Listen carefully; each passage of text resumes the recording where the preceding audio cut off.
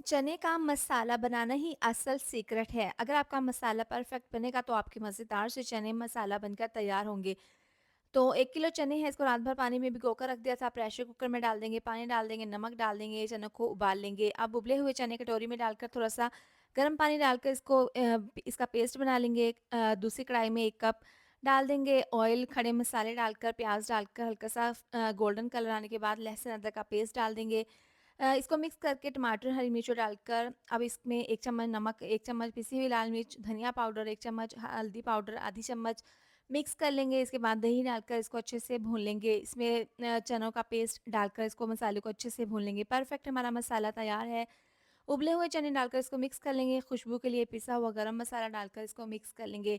Pressure cooker में जो चनों का पानी है वो इसमें डाल देंगे। इसको मिक्स करके पकने के लिए रखेंगे 10 मिनट के लिए। बहुत ही परफेक्ट, बहुत ही सॉफ्ट हमारे चने मसाला तैयार है।